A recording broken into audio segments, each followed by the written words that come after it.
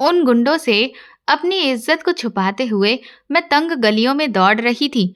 वो मेरे पीछे चिल्ला रहे थे कि तुझे तो आज हम पाकर ही रहेंगे। भागते हुए मैं हाईवे पर पहुंची, जहां एक ट्रक खड़ा था। मैं उसके अंदर ही छुप गई। कुछ देर के बाद ट्रक ड्राइवर आया और उसने ट्रक को दौड़ा दिया। मैंने चैन की सांस ली कि अब मेरी इज्जत को कोई भी खतरा नहीं है। लेकिन मुझे नहीं पता था कि आगे मेरे साथ क्या होने वाला है। कुछ दूर सफर तय करने के बाद अचानक से ट्रक वाले ने ट्रक रोका और उसने पीछे का दरवाजा खोल दिया। मेरे सामने ट्रक वाला और कई पुलिस वाले थे। मुझे लगा कि वो लोग अब मेरी मदद करेंगे, लेकिन उन्होंने तो ट्रक के अंदर ही मेरे साथ कई घंटे। कहते हैं, जब जिंदगी की मेहरबानी हम पर से उठ जाए तो पैरों की ठंडी जमीन भी पैरों को जलाकर राख कर देती है।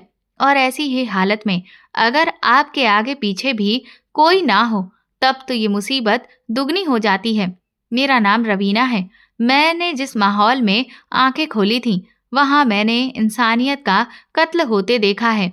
एक इंसान जिसके शब्दों में जहर घुला हुआ था, और ऐसा माहौल जो सांसों को भी सीने में दफन कर दे। मेरा बाप मेरी माँ के साथ बहुत जुल्म किया करता था, और मेरी दादी और बुआ भी इस मामले में पूरी तरह से मेरे बाप का साथ देती थी। मेरे बाबा का तो देहांत हो चुका था। मुझे कभी समझ ही नहीं आया कि मेरे बाप को मेरी माँ पर आखिर किस चीज का गुस्सा था कि वो हर छोटी छोटी बात पर मेरी माँ को पीटता था और उन्हें ही अपने गुस्से को निकालने का जरिया बनाता था।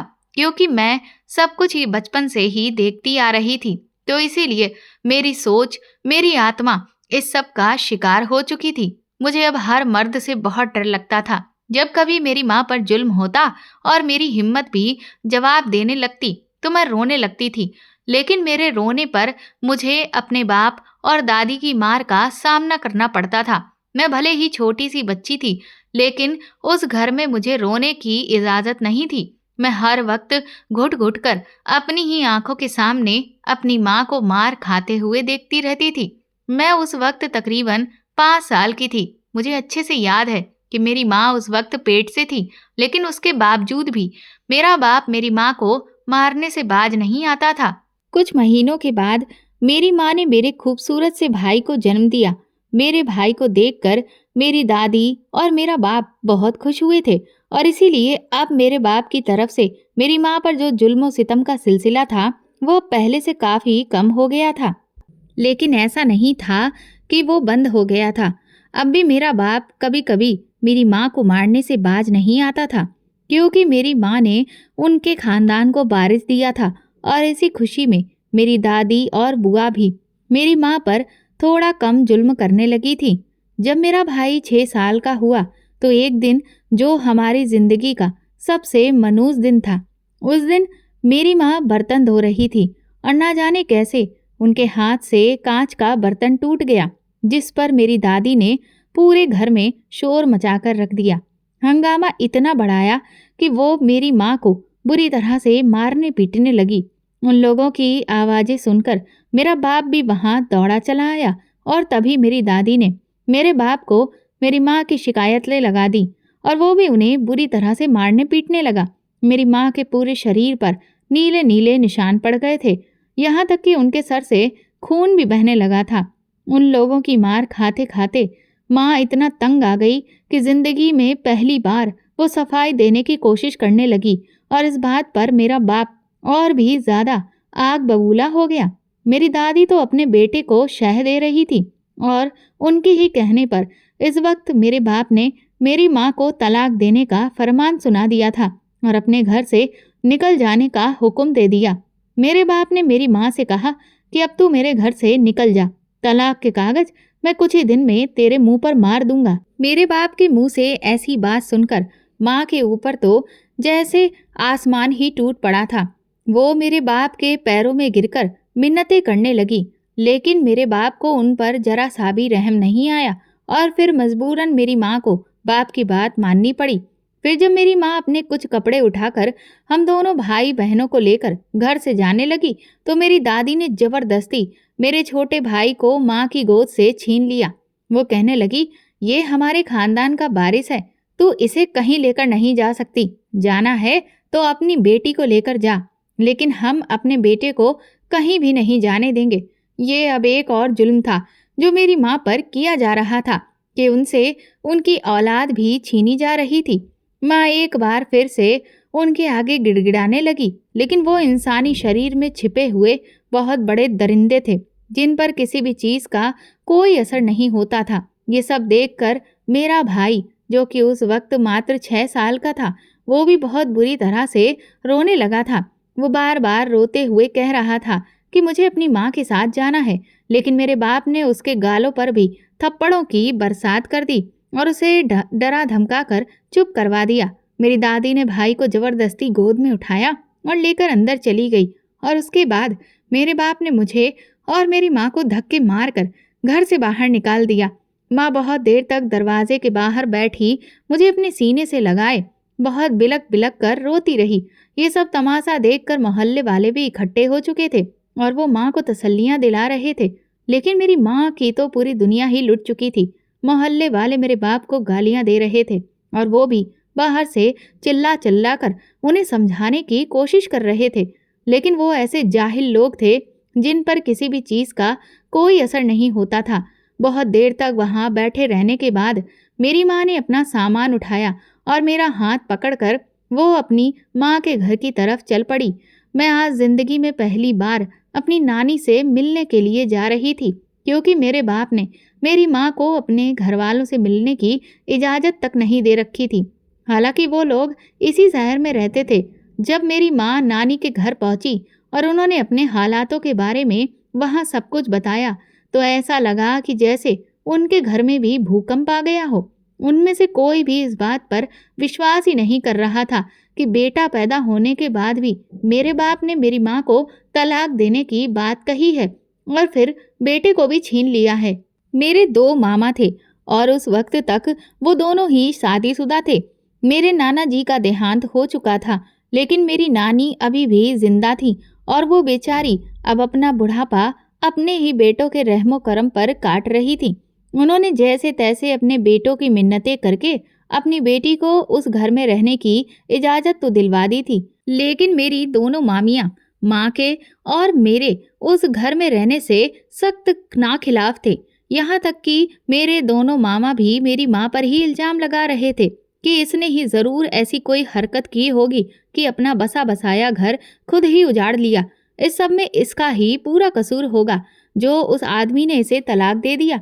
अपने ही भाइयों का ये रवैया मेरी माँ को अंदर से तोड़ रहा था, लेकिन अब वो कर ही क्या सकती थी। जब पति ने तलाक दे दिया है तो फिर उसके बाद भाइयों से उम्मीद ही क्या रखी जा सकती थी, और ऊपर से जब ऐसे भाई हो तब तो कोई सहारा ही नहीं। अब तो मेरी मामियों को भी शय मिल गई थी और इसीलिए वो मेरी माँ पर जुल्म करने का एक भी मौका अपने हाथ से जाने नहीं देती थी। जिस दिन से मेरी माँ ने नानी के घर में कदम रखा था, उन्हें ही उस घर का सारा काम करना पड़ता था, क्योंकि मैं 11 साल की हो चुकी थी और इसीलिए घर के हर काम में मुझे भी घसीटा जाता था और सारा दिन मुझे भी जानवरों की तरह काम करवाया जाता था। मेरी नानी ये सब कुछ चुपचाप देखती रहती थी, लेकिन वो कुछ कहती नहीं थी, क्योंकि वो बेचारी भी बहुत मजबूर थी और वो कुछ नहीं कर सकती थी। मैं उस वक्त स्कूल भी जाया करती थी, लेकिन नानी के घर जाने के बाद मेरे मामा ने मेरी पढ़ाई लिखाई का खर्चा उठाने से साफ इनकार कर दिया था। जब मेरी माँ ने मेरा खर्चा उठाने के लिए लोगों के घरों में काम करना चाहा, तो ये बात भी मेरे मामा लोगों को बिल्कुल भी गवारा नहीं हुई। वो कहने लगे कि अगर तुमने लोगों के घरों में काम किया तो मेरी इज्जत तो बिल्कुल मिट्टी में मिल जाएगी, और लोग क्या कहेंगे कि हम अपनी बहन को अपने दम पर पाल भी नहीं सकते हैं। वो लोग अपनी बहन का खर्चा भी नहीं उठाना चाहते थे, लेकिन वो लोगों से ये सब भी नहीं सुनना चाहते थे। वो हर तरफ से बस अपनी ही मनमानी कर रहे थे और इसी मनमानी की भेंट हम लोगों को चढ़ाया जा रहा था। मामा लोगों की जिद की वजह से मेरी माँ ने मन मार कर पहले तो मुझे काफी दिनों तक घर पर ही बिठा कर रखा था, लेकिन फिर मेरी नानी ने जब बहुत ज्यादा मिन्नतें की तो मुझे सरकारी स्कूल में दाखिला दिला दिया गया और खर्चे के नाम पर मिलने वाले चंद रुपयों को जोड़कर ही मेरे स्कूल की फीस भी अदा की जाने लगी। नानी ने स्कूल जाकर स्कूल के प्रिंसिपल से बात की कि मुझे यूनिफॉर्म और किताबों की कमी की खातिर परेशान न किया जाए। मैं उस वक्त छठी क्लास में थी और फिर इसी तरह से रोते घसीटते हुए पढ़ते हुए मुझे तकरीबन 2 साल बीत चुके थे और फिर मैं 8वीं क्लास में आ गई थी। और फिर एक दिन मेरी नानी भी हमें छोड़कर भगवान के पास चली गई। नानी के जाते ही मेरी माँ का वजूद तो अब घर में बिल्कुल बेमतलब का हो चुका था। मेरी माँ सारा दिन गधों की तरह घर में काम करती रहती थी और मेरी मामियाँ तो अब मेरी माँ पर छोटी छोटी बातों पर हाथ उठाने से जरा भी नहीं चूकती थी। और अब तो धीरे धीरे मेरे मामा भी अपनी बहन पर हाथ उठाने लगे थे और मुझे भी छोटी छोटी बातों पर मारपीट का निशाना बनना पड़ता था। मेरी मामियाँ अब हम लोगों को अपने घर में बिल्कुल भी बर्दाश्त करने के लिए तैयार नहीं थी। और फिर एक दिन वो आया जब मेरे मामा लोगों ने जबरदस्ती मेरी माँ की शादी एक दूसरे मर्द से करवा दी, जिसका एक बेटा पहले से ही था जो कि मुझसे भी बड़ा था। मेरी माँ की हालत अब ऐसी हो गई थी कि वो अपने हक के लिए कोई आवाज़ नहीं उठा सकती थी और फिर इसीलिए मजबूरन उन्होंने दूसरी शादी कर ली और वो मुझे लेकर अपने नए पति के घर आ गई थी। मेरा सौतेला बाप हालांकि बहुत अच्छा था। उसने हमारे साथ कभी भी किसी भी किस्म का कोई भी फर्क नहीं किया था। मेरे सौतेले बाप ने मुझे हमेशा बेटियों वाला प्यार दिया क्योंकि उसका बस एक ही बेटा था जो कि मुझसे करीब 3 साल बड़ा था और उसे पढ़ने लिखने में भी कोई दिलचस्पी नहीं थी। वो तो सारा दिन बस आवारागर्दी करता रहता था। मेरे सौतेले बाप ने मेरा बहुत साथ दिया और उसने मुझे सरकारी स्कूल से निकालकर एक बहुत बेहतरीन स्कूल में दाखिला करवा दिया था। ये सब देखकर मैं तो हैरान ही रह गई थी कि कहाँ मेरा अपना सगा बाप था जो कि मेरी कदर ही नहीं करता था और वो हर वक्त मेरी माँ को मारता पीटता रहता था। और एक ये मेरा सौतेला बाप है, ये तो मेरी माँ को रानियों की तरह रखता था और मुझे भी वो बिल्कुल राजकुमारी समझता था। इस दुनिया में भी इंसानों के कितने रंग होते हैं, अब इस सब के बारे में मैं धीरे धीरे जान रही थी। अब तक तो मैं अपने जीवन में रिश्तों की सिर्फ नाकदरियां ही देखती आई थी। ये पहली बार था कि मैं किसी घर में एक औरत की इतनी कदर होते हुए देख रही थी। मेरे सौतेले बाप की मुझ पर बहुत मेहरबानी थी और मैं भी इसीलिए खूब दिल लगाकर पढ़ रही थी। और उस वक्त मैं ग्रेजुएशन कर रही थी। तब मेरी जिंदगी में एक और हादसा हुआ। मेरे सौतेले भाई ने कभी भी हम दोनों माँ बेटियों को दिल से नहीं अपनाया था, लेकिन वो सिर्फ अपने पिता की वजह से हमेशा चुप रहता था और हमें देखकर अपनी नाक भौएं सिकोड़े रहता था और ना ही वो हमसे कभी बात करता था। उसके पिता ने उसे कई बार इस बात पर काफी मारा पीटा भी था, लेकिन क्योंकि वो जवान था तो उस पर इन सब चीजों का कोई भी असर नहीं होता था। मैं उस वक्त तकरीबन 21 साल की थी और मेरा ग्रेजुएशन का लास्ट ईयर चल रहा था जब एक दिन मेरी माँ और सौतेले पिता एक हादसे का शिकार हो गए। वो लोग एक फंक्शन में कार से शामिल होने जा रहे थे कि तभी एक तेज रफ्तार ट्रक ने उन्हें टक्कर मार दी और उनकी कार बेकाबू होकर रोड के साइड पर खड़े हुए एक ट्रॉली से जा टकराई। मेरे माता पिता दोनों की ऐन मौके पर ही मौत हो गई। ये वो कयामत थी जो मेरे सर पर आ गिरी थी। अब मेरा साथ देने वाला मेरे सौतेले भाई के अलावा और कोई भी नहीं था। मुझे तो समझ ही नहीं आ रहा था कि अब ये जिंदगी मेरे साथ क्या सुलूक करने वाली है। मेरे सौतेले पिता की मौत के बाद मेरा बड़ा भाई जो कि उस वक्त तकरीबन 25 साल का था, उसने भी अब मुझे मारना पीटना शुरू कर दिया था और वो मुझे गालियां भी देने लगा था। लेकिन मैं मजबूर थी, इसीलिए खामोशी से सब कुछ सहती रहती थी क्योंकि मेरे पास अब उसके सिवा ना तो और कोई सहारा था और ना कोई भी चारा। वो तो हम माँ बेटियों को ही अपने घर में होने वाले इस हादसे का जिम्मेदार समझता था। वो अक्सर मुझे मनहूस कहा करता था। मेरी जिंदगी में तो पहले भी मेरी कोई कदर नहीं थी, बस एक मेरे सौतेले पिता ही तो थे जिन्होंने मुझे राजकुमारी बनाकर रखा था। लेकिन अब मेरे सौतेले भाई ने मुझे एकदम से आसमान से उतारकर सीधा जमीन पर पटक दिया था।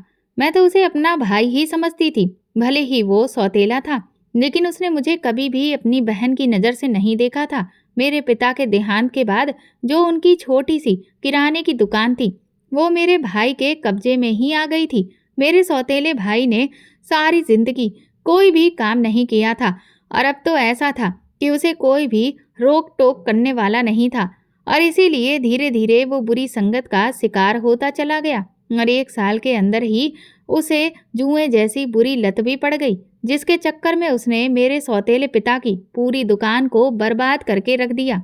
यहाँ तक कि हमें घर भी बेचना पड़ा और अब हालत वो हो चुकी थी कि जिस घर के हम लोग पहले मालिक थे, मेरे सौतेले पिता का जो वो घर था, अब उसी घर में हम लोग किराएदार बनकर रह रहे थे।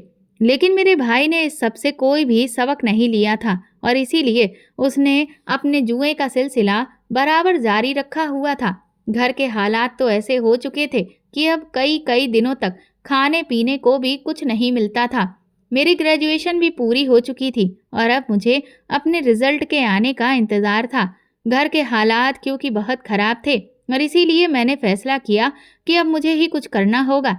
फिर मजबूर होकर मैंने अपने भाई से नौकरी करने की इजाज़त मांगी तो उसने भी मुझे इजाज़त दे दी, लेकिन अब भी वो मेरी तरफ देखना भी गवारा नहीं समझता था। मैं एक स्कूल में बतौर टीचर पढ़ाने लगी थी। वहाँ पर मेरी तनख्वाह तो काफ़ी अच्छी थी, लेकिन मुझे हर वक्त ये डर सताता रहता था कि मेरी तनख्वाह को मेरा भाई अपने जुए की लत में उड़ा देगा। हालांकि अभी तक ये मेरा डर ही था, लेकिन ये डर बेवजह नहीं था, क्योंकि मैं जैसा सोच रही थी और वैसा ही हुआ। जब मुझे मेरी पहली तनख्वाह मिली तो वो सारे पैसे मुझसे मेरे भाई ने छीन लिए, बल्कि वो तो उन पैसों को देखकर गुस्से में आ गया और कहने लगा, पूरे महीने की मेहनत के बदले बस इतने थोड़े से पैसे क्यों लेकर आई हो। मैं भला उसे क्या कहती, क्योंकि वो तो बिल्कुल ही बेहिस और बेगैरत हो चुका था। उसे तो किसी बात से कोई फर्क ही नहीं पड़ता था।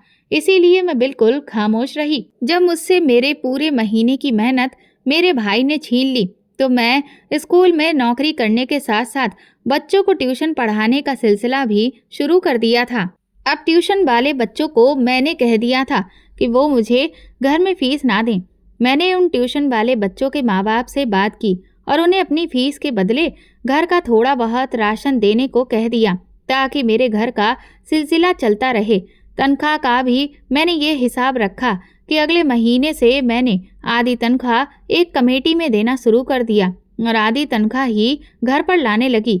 मैंने भाई को नहीं बताया था कि मैंने अब ऐसा करना शुरू कर दिया है। उसे बस इतना ही कहा था कि कॉलेज वालों को काफ़ी घाटा हुआ है और इस वजह से उन्होंने तनख्वाह कम कर दी है। इस बात पर मेरे भाई को गुस्सा तो बहुत आया, लेकिन मुफ्त के हाथ आते पैसे उसे बुरे नहीं लग रहे थे।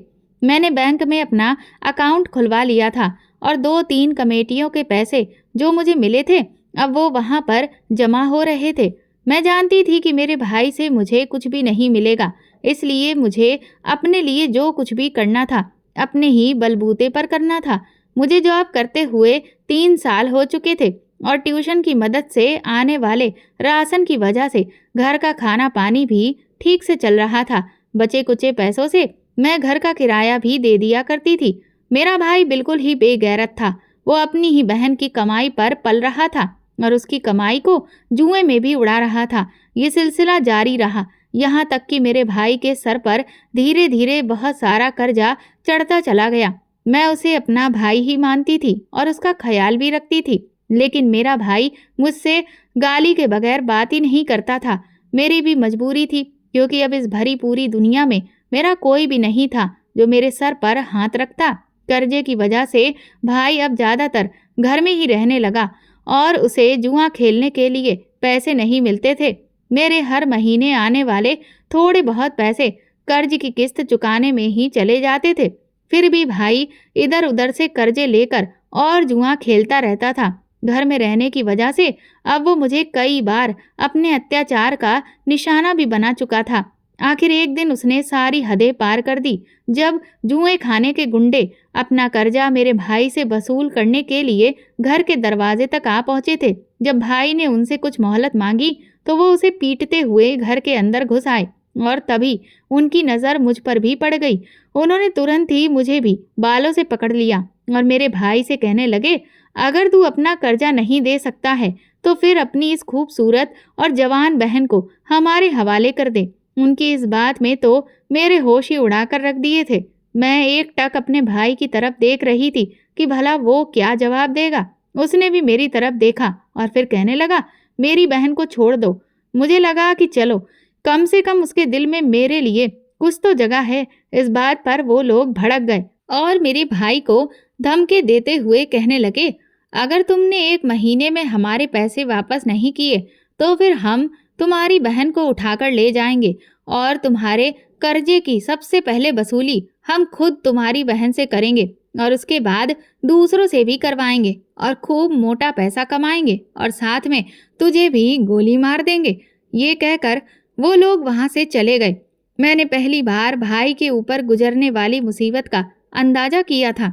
इसकी वजह शायद ये थी कि वो मुसीबत मेरे सर पर भी कभी भी पड़ सकती थी। हालांकि उस वक्त मुझे अपने भाई की भी चिंता थी, क्योंकि अब बात उसकी जान पर भी आ चुकी थी। और फिर भावनाओं में बहकर मैंने अपनी जिंदगी की सबसे बड़ी गलती की। मैंने अपने भाई से पूछा कि तुम्हारे कर्ज की रकम कितनी है, तो पहले तो वो मेरा मजाक उड़ाने लगा और मुझे गालियां देने लगा। फिर एकदम से थक हार कर जमीन पर आकर बैठ गया। कुछ देर वो शांत बैठा रहा और फिर मेरी तरफ देखकर बोला, कर्ज के पैसे बहुत ज्यादा हैं, तुम इतने पैसे नहीं ला पाओगी। लेकिन मैं भी जिद करते हुए भाई से बार बार पूछ रही थी कि नहीं, तुम मुझे बताओ तो कि कर्ज की रकम कितनी है। मैं कोशिश करूंगी कि कहीं से भी तुम्हें पैसे ला कर दे दूं।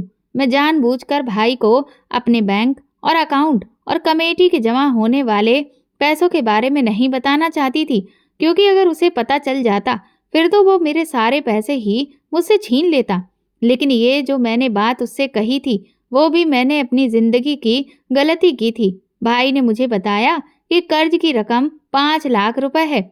उस वक्त मेरे अकाउंट में तकरीबन 12 लाख की रकम जमा हो चुकी थी, जो कि मैं अपनी जिंदगी को बेहतर बनाने के लिए जमा की थी, जिससे मैं आगे की पढ़ाई भी कर सकूं और उसके साथ ही मैं प्राइवेट टीचर बनने के एग्जाम की तैयारी भी कर रही थी। मैंने कुछ सोचते समझते हुए भाई से कहा कि अगर तुम मुझे ये वादा करो कि तुम अब आइंदा जुआ नहीं खेलोगे, तो फिर मैं तुम्हारा ये कर्ज चुकाने की कोशिश कर सकती हूँ। मेरी ये बात सुनकर भाई एकदम से मुझे हैरत से देखने लगा और कहने लगा कि तुम्हारे पास इतने पैसे कहाँ से आएंगे। फिर अचानक ही वो बहुत तेज गुस्सा होने लगा और बोला, कहीं तुम कोई गलत काम करने के बारे में तो नहीं सोच रही हो। मैंने भाई से कहा कि ऐसी कोई बात नहीं है, आप परेशान ना हो। अगर आपको विश्वास नहीं हो तो आप मेरे साथ चल सकते हैं। फिर वो कहने लगा कि नहीं, ऐसा नहीं है, मुझे तुम पर भरोसा है, लेकिन मेरा भरोसा तोड़ना मत। उसे पैसे मिल रहे थे और इसीलिए अब वो मुझसे काफी नरमी से बात कर रहा था।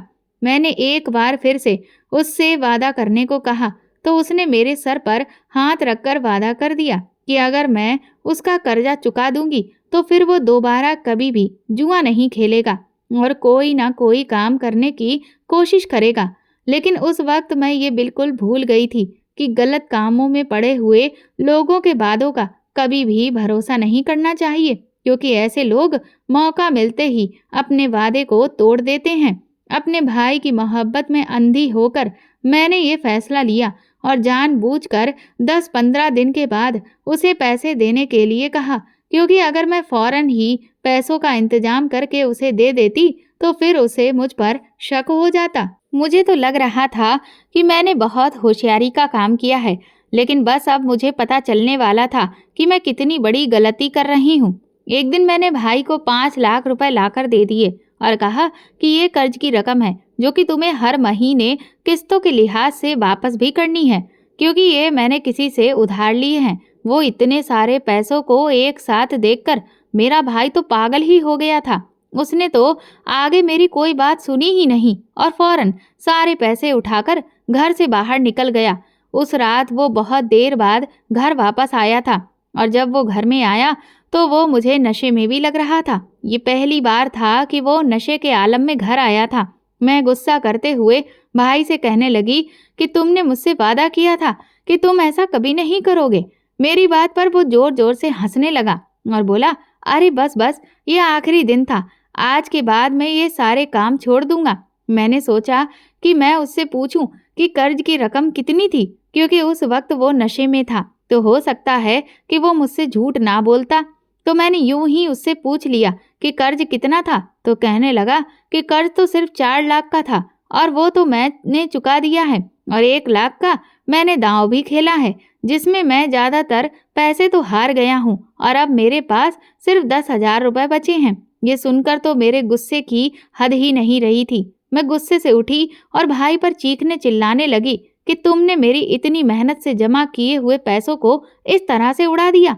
अब मैं कर्ज देने वाले को क्या जवाब दूंगी और हम कर्जा वापस कैसे करेंगे?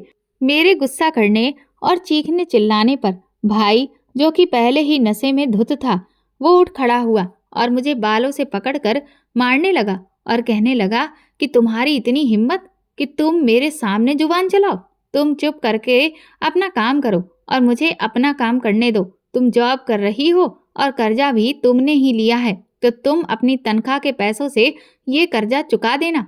मैंने मार खाते हुए भाई से कहा कि वो पैसे भी तो तुम ही छीन लेते हो, तो कर्जा कैसे चुकाऊंगी? ये सुनकर भाई ने मेरे मुंह पर एक और थप्पड़ मारा और कहने लगा, मुझसे ज्यादा जुबान चलाने की जरूरत नहीं है।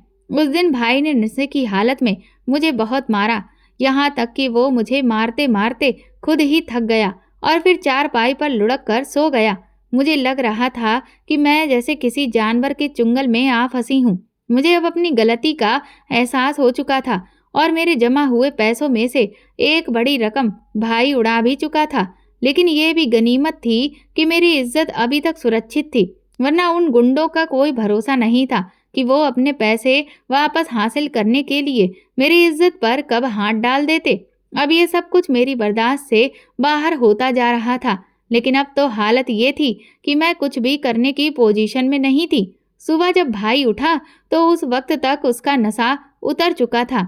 जैसे ही उसने मुझे देखा तो उसे रात की सारी बातें याद आ गईं। मेरे पूरे चेहरे पर उसके बरसाए हुए थप्पड़ों के निशान अभी भी थे और मेरा पूरा शरीर भी बहुत बुरी तरह से दुख रहा था। यहाँ तक कि मेरी कलाइयों पर भी नीले निशान पड़े हुए थे। भाई की आंखों में थोड़ी देर के लिए शर्मिंदगी झलकी थी। मैंने भी जब मौका देखा तो रोते हुए भाई से कहा कि तुम्हें भगवान का वास्ता है, जुए जैसी बुरी लत को छोड़ दो, अभी भी वक्त है और सुधर जाओ। मेरी बात पर वो बिल्कुल खामोश रहा और चुपचाप उठकर बाहर चला गया। उस दिन वो जल्दी ही घर वापस आया और आकर थका हारा बिस्तर पर लेट गया। मैंने उससे पूछा, क्या हुआ? तो कहने लगा, कुछ नहीं।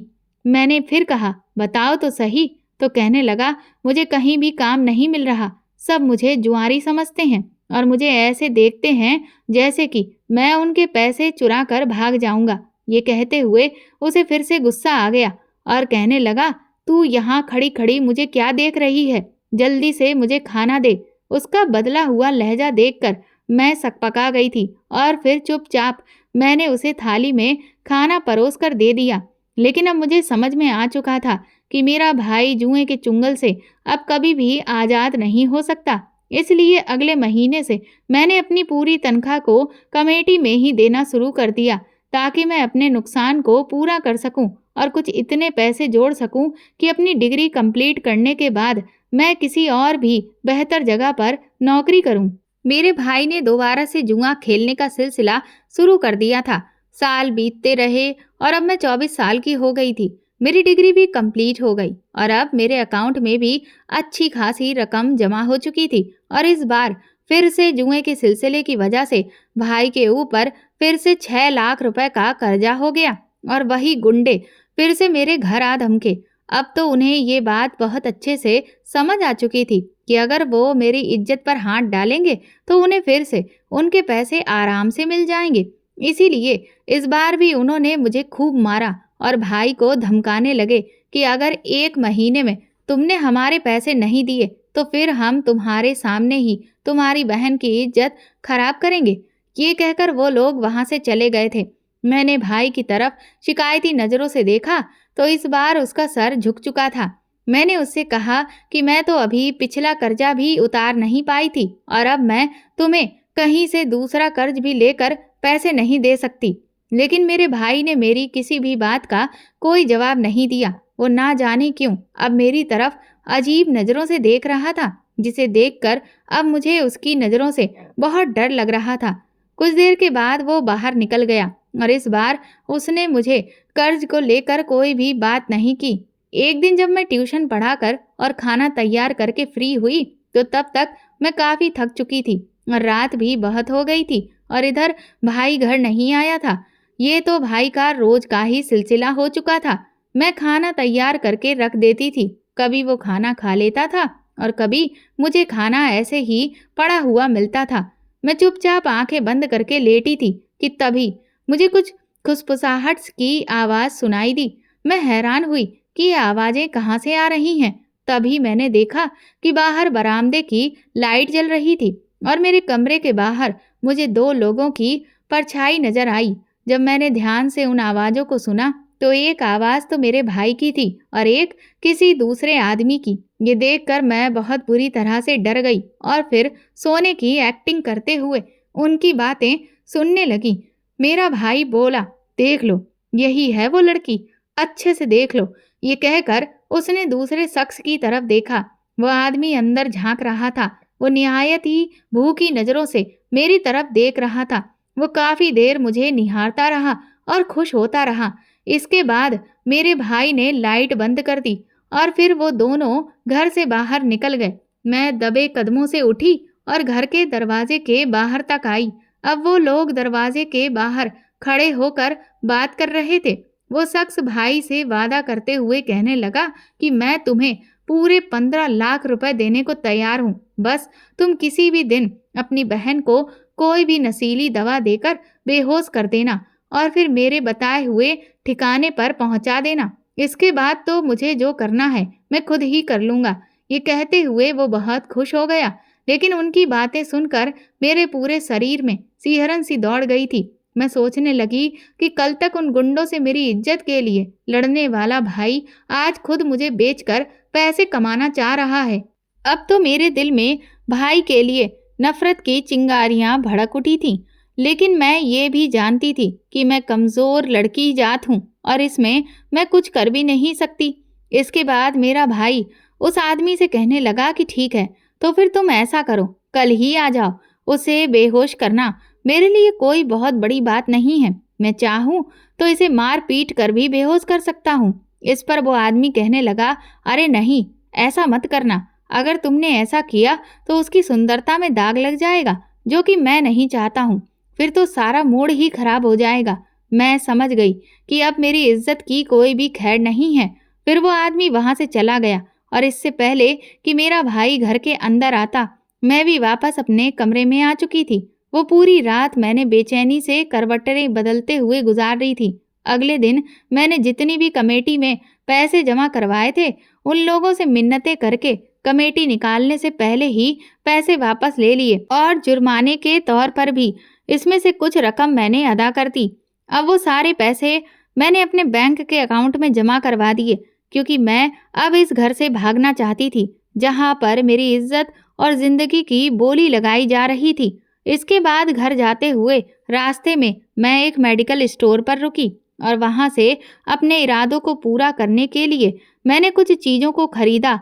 और जब घर वापस आई तो देखा कि भाई तो पहले से ही घर में बैठा हुआ मेरा इंतजार कर रहा था। आज उसका लहजा हर रोज के मुकाबले कुछ ज़्यादा ही नरम था और वो बिल्कुल नॉर्मल तरीके से मुझसे बात कर रहा था। लेकिन मैं भी बहुत अच्छे से जानती थी कि ये सब कुछ उसका दिखावा और ढकोसला है। भाई कहने लगा कि तुम ऐसा करो, खाना बनाओ और मैं तुम्हारे लिए दूध जलेबी लेकर आता हूँ। ये जिंदगी में पहली बार था कि भाई ने मुझे बाहर से कुछ खाने का लाकर देने की बात कही थी। लेकिन मैं सब समझ रही थी, पर मैं कुछ भी उस पर जाहिर नहीं करना चाहती थी, क्योंकि मैं नहीं चाहती थी कि उसे मुझ पर शक हो जाए। मैंने भी कहा, ठीक है भाई, तुम ले आओ, इतनी देर में मैं भी खाना तैयार करके लगाती हूँ, फिर बैठकर साथ में खाते हैं। उस दिन मैंने कड़ी चावल पकाया क्योंकि वो मेरे भाई को बहुत पसंद था और मैं भाई के लिए कड़ी भी अलग से निकाल कर रख दी। कुछ ही देर के बाद वो घर वापस आया। उसके हाथ में दूध जलेबी के 2 पैकेट थे। उसने एक पैकेट अपने पास रखा और दूसरा मुझे देकर कहने लगा, जाओ इसको निकाल लो, खाना खाने के बाद खाएंगे। मैं समझ गई कि दूध जलेबी में नशे की दवा पहले से मिली होगी, लेकिन मैंने उस पर कुछ भी जाहिर नहीं होने दिया। मैं उसे निकाल लाई। फिर हम लोगों ने खाना खाया और खाना खाने के फौरन बाद ही मेरा भाई आगे पीछे होकर घूमने लगा था। उसे देखकर ऐसा लग रहा था कि जैसे वो पूरी तरह से नशे के आलम में डूबा हो। उसका सर चकराने लगा। वो अपने सर को थाम कर जमीन पर बैठ गया और कहने लगा कि ये मुझे क्या हो रहा है। दरअसल मैंने भाई को कड़ी में नशे वाली गोलियां पीस कर मिला दी थी, जिसका नशा बहुत ही तेज था, क्योंकि मैं नहीं चाहती थी कि जब मैं इस घर से भागूं तो वो मेरा पीछा करे। मैं उसकी तरफ ध्यान से देख रही थी। वो अभी भी पूरी तरह से बेहोश नहीं हुआ था। फिर वो मेरी तरफ देखकर कहने लगा कि मैं तुम्हें जिंदा नहीं छोड़ूंगा। वो अब समझ चुका था कि ये मेरा किया धरा है। वो बोला कि तुम कहीं भी भाग जाओ, लेकिन मैं तुम्हें ढूंढ निकालूंगा। उसकी ऐसी बातें सुनकर मुझे तो डर लग रहा था, क्योंकि मैं जानती थी कि उसने जिस आदमी से मेरी डील कर रखी है, वो भी अभी कुछ देर बाद ही मुझे पकड़ने के लिए आ जाएगा। मैं खामोश खड़ी रही और फिर मेरा भाई आगे पीछे झूमते हुए बेहोश हो गया और मैं भी तुरंत ही अपना सारा सामान समेटा और खुद को दुपट्टे से अच्छे से लपेटकर ऊपर से मैंने एक बड़ी सी शॉल भी ओढ़ ली और फिर मैं बाहर आई। उस वक्त मेरे दिल और दिमाग में ये बात बिल्कुल भी नहीं थी कि मैं यहाँ से भागकर आखिर कहाँ जाऊंगी। बस ऊपर वाले के भरोसे पर ही मैं घर से बाहर निकलकर खड़ी हो गई थी। अब मैं तेजी से बस अड्डे की तरफ जाने लगी थी, क्योंकि मैं सोच रही थी कि इस शहर से निकलकर मैं किसी बड़े शहर में चली जाऊंगी, ताकि मेरा भाई मुझे आसानी से ढूंढ ना सके। क्योंकि बड़े शहरों में मैंने सुना है काफ़ी सारे गर्ल्स हॉस्टल होते हैं, जहां पर मुझे रहने के लिए आराम से कमरा मिल सकता था। और अब तो मेरे पास डिग्री भी थी और अकाउंट में भी अच्छे खासे पैसे जमा हो चुके थे, जिसकी मदद से मैं अकेले भी काफ़ी लंबे अरसे तक अपना गुजारा कर सकती थी। मैं तेज कदमों से चलती हुई बस अड्डे की तरफ जा रही थी कि तभी मुझे अचानक अपने पीछे कुछ दौड़ते हुए कदमों की आवाज़ें सुनाई देने लगीं और तभी साथ में आवाज़ आई कि ये लड़की रुक जाओ, हमारे साथ चलो, वरना हम तुम्हें गोली मार देंगे। ये सुनते ही मैंने वहां से दौड़ना शुरू कर दिया और जो आसपास की तंग गलियां थीं उनमें घुस गई। मेरे पास मेरे सारे डिग्री के और बैंक के डॉक्यूमेंट्स मौजूद थे। मैं नहीं चाहती थी कि उस हालत में मैं किसी के भी हाथ लगूं। उन तंग गलियों से दौड़ते हुए मैं न जाने कब कहाँ से होते हुए एक बड़े से रोड पर पहुंच गई। मेरे पीछे भागते हुए लोगों की आवाजें मुझे अभी भी सुनाई दे रही थी, क्योंकि ये सर्दियों के दिन थे, जिसकी वजह से हर तरफ सन्नाटा छाया हुआ था। लेकिन मुझे पूरा यकीन था कि अभी तक वो लोग मुझे देख नहीं पाए हैं कि मैं किधर चली गई हूँ, क्योंकि मैं तंग गलियों में घुस गई थी। और फिर तभी मुझे उस बड़े से रोड के दूसरी तरफ एक छोटा सा मंदिर दिखाई दिया। उसके साथ में एक ढाबा भी बना हुआ था। मैं तेजी से एक लंबा चक्कर काट कर उस ढाबे के अंदर चली गई और एक तरफ छुप गई। लेकिन तभी मैंने उन लोगों को भी उसी ढाबे में अंदर दाखिल होते हुए देखा। वो लोग तकरीबन संख्या में 6 से 7 लोग थे और उनके हाथों में बंदूक भी थी। वो किसी शिकारी कुत्तों की तरह मुझे ढूंढ रहे थे। मैं ढाबे के पीछे वाली दीवार से सटकर सब कुछ देख रही थी और ये सब देखकर मेरी टांगें बुरी तरह से कांप रही थीं। तभी मुझे मंदिर का ख्याल आया और मैं पीछे के रास्ते से ही मंदिर की तरफ चली गई। मंदिर की दीवारें काफी नीची थीं, इसीलिए मैं मंदिर के अंदर दाखिल हो गई। वहां पर काफी बड़े बड़े लकड़ी की बनी हुई अलमारियां रखी हुई थीं। उनमें से एक के पीछे मैं घुस गई और वहां छुप कर बैठ गई।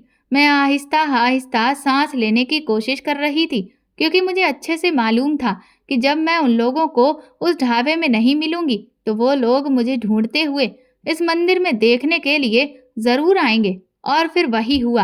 वो लोग मंदिर में भी आ गए थे, लेकिन क्योंकि मंदिर में जो अलमारियां रखी थी वो काफी बड़ी थी, जिन्हें सामने से देखने पर ऐसा नहीं लग रहा था कि उनके पीछे जगह है, और इसीलिए उन्होंने अलमारी के पीछे नहीं देखा।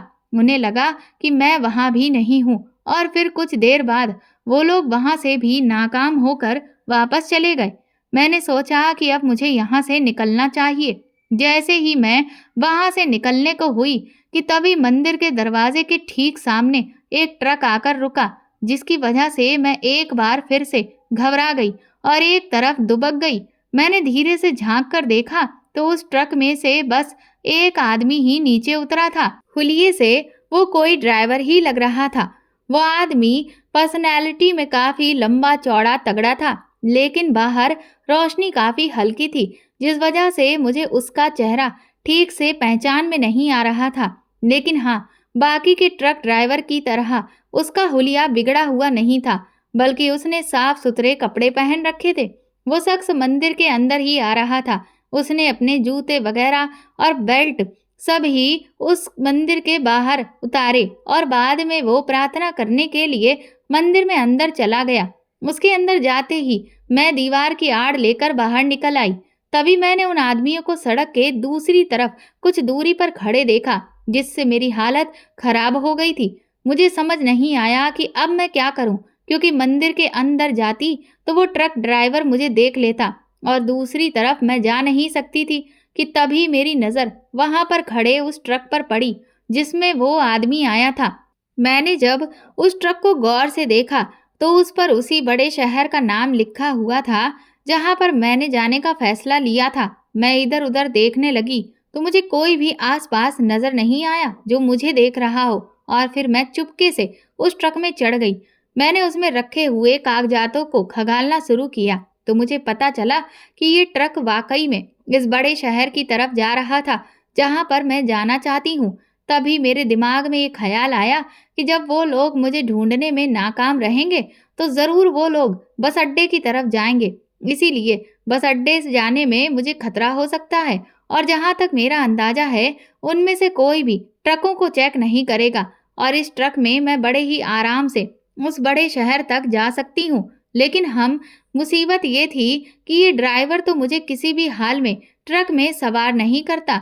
यही सोचकर मैं मायूस हो रही थी कि तभी मेरी नजर ड्राइवर की सीट के पीछे बने हुए एक छोटे से कैबिन पर पड़ी।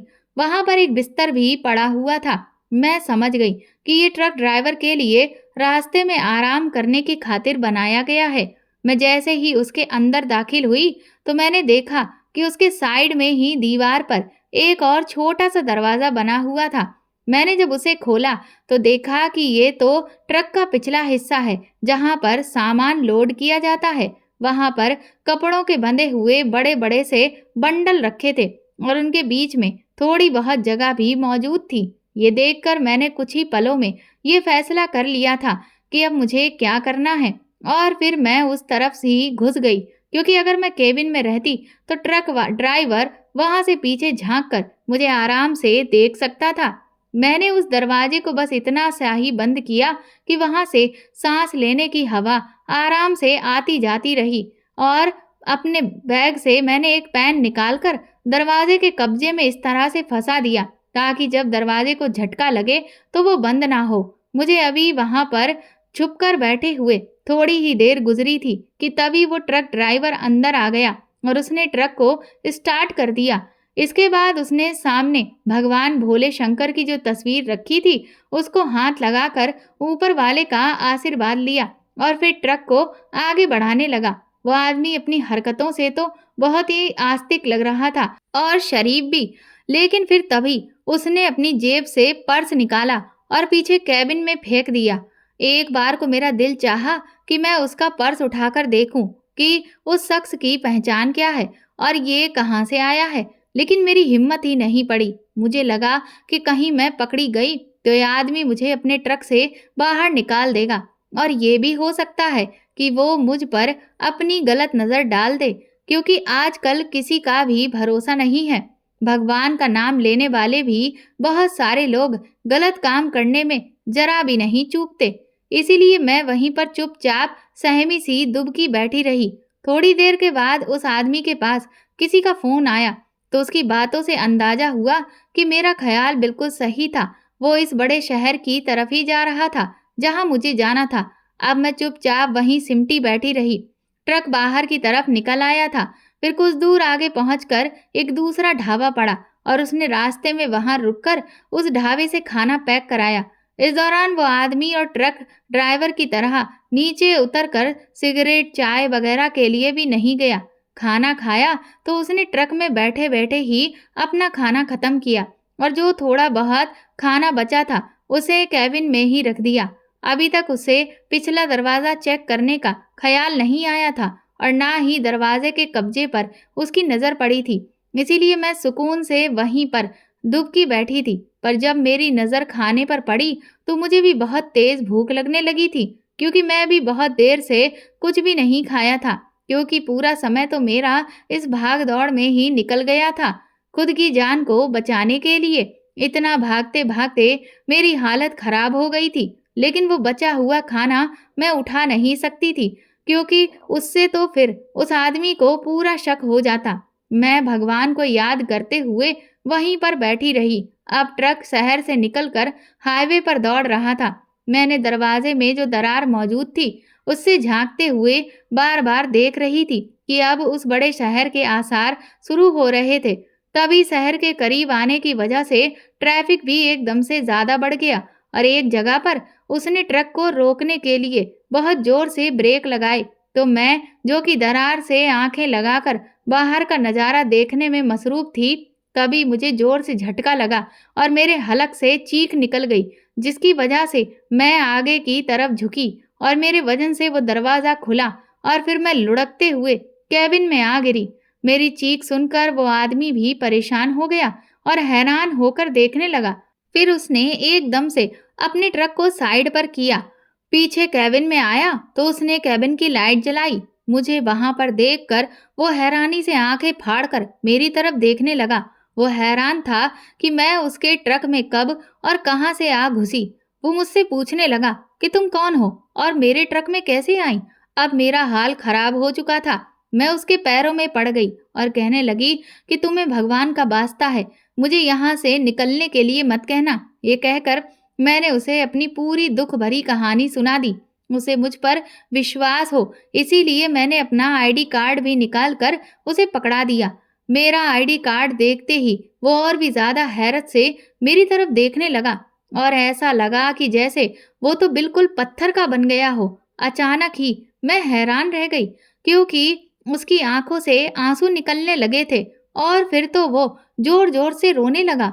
मैं तो परेशान हो गई कि आखिर मेरे आईडी कार्ड में उसने ऐसा क्या देख लिया जिसकी वजह से वो ऐसे रो रहा है। तभी उसने मुझे मेरे नाम से पुकारा और कहने लगा, रवीना दीदी, आपने मुझे पहचाना नहीं। उसके मुंह से ये शब्द सुनकर मैं तो हैरान से उसे तरफ देख रही थी। तभी उसने अपना आईडी कार्ड निकाल कर मेरे सामने रख दिया और फिर मेरी पहचान जब उसे पता चली तो उसका जो हाल हुआ था, ठीक वही हाल मेरा हुआ। मैं फटी-फटी आंखों से उसके पहचान पत्र को देख रही थी। मैं उसकी तस्वीर और उसका नाम देख रही थी। फिर मैंने सर उठाकर उसे देखा तो एकदम से उसे पहचान गई। ये तो मेरा छोटा भाई दीपक था, जिसे मेरे सगे बाप ने जबरदस्ती अपने पास रख लिया था और हम माँ बेटी को उससे जुदा कर घर से निकाल दिया था। मैं इस अचानक टकराव पर बिल्कुल हैरान थी। मेरी आंखों से आंसू बह रहे थे। मैं, जो कि उस वक्त उसके कदमों में गिरी हुई थी, उसने तुरंत ही मुझे दोनों बाजुओं से पकड़कर उठाया और मेरा सर अपने सीने से लगा लिया और कहने लगा, भगवान का शुक्र है जो उसने मुझे आपसे मिला दिया। फिर उसने मुझे अपनी जिंदगी की पूरी कहानी सुनाई। मेरा वो जालिम बाप बहुत अरसा पहले मर चुका था और उसकी जिंदगी खत्म होने के बाद ही मेरे भाई ने ट्रक ड्राइविंग का काम शुरू कर दिया था और ये ट्रक भी उसका अपना ही था, जिसको चलाने के लिए उसने कोई ड्राइवर नहीं रखा था, क्योंकि उसे बचपन से ही मेहनत का शौक था। उसने अपने बाप से मिलने वाली जायदाद का कुछ हिस्सा बेचकर ही ये ट्रक लिया था और अब वो उसे चला रहा था। इस वक्त वो इस बड़े शहर में रहता है जहां मैं जाना चाह रही थी। उसकी अब तक शादी भी नहीं हुई थी। मैं तो भगवान के करिश्मे पर हैरान थी कि वो किस तरह से बिछड़े हुए लोगों को मिला देता है। इसके बाद मेरा भाई मुझे अपने साथ ले गया और बाकी की जायदाद में से जो मेरा हिस्सा था उसने वो मेरे नाम कर दिया और कहने लगा कि ये तुम्हारा हक है। मेरे बाप ने मेरे भाई को बिल्कुल भी नहीं पढ़ाया था, जिसकी वजह से ही आज वो ये काम करने के लिए मजबूर था। आज मैं एक सरकारी स्कूल में बहुत अच्छे पद पर काम कर रही हूँ। मेरे भाई ने अपना फर्ज निभाते हुए मेरी शादी भी करवा दी है और अब मैं अपनी जिंदगी में बहुत खुश हूँ। कुछ अरसे के बाद मैंने भी अपने छोटे भाई के लिए एक अच्छी लड़की देखकर उसकी भी शादी कर दी। मैं इतने अरसे के बाद अपने भाई से मिली थी और इसीलिए मेरे दिल में ये तमन्ना थी कि मैं अब अपने भाई के साथ भी रहूं, क्योंकि मेरे पति बहुत अच्छे थे। इसीलिए वो मुझे भाई के घर 3-4 महीने रहने की इजाज़त दे दिया करते थे, जिस वजह से मुझे अपने भाई का साथ भी मिल जाता है। मेरी बीती हुई ज़िंदगी ने मुझे भले ही कितने ही दुख दर्द दिए थे, लेकिन अब मैं अपने जीवन से बहुत खुश हूँ, क्योंकि मुझे मेरे भाई और पति दोनों की तरफ से भरपूर प्यार मिला है और अब हमारे जीवन में कोई भी तनाव नहीं है। दोस्तों, अगर आपको हमारी कहानी पसंद आई है, तो कमेंट करके ज़रूर बताएं और वीडियो को लाइक करके ज़्यादा से ज़्यादा शेयर करें। चैनल पर नए हैं तो सब्सक्राइब करें और हाँ, नोटिफिकेशन बेल को ज़रूर दबाएं ताकि अगली अपडेट सबसे पहले आपको मिले। धन्यवाद।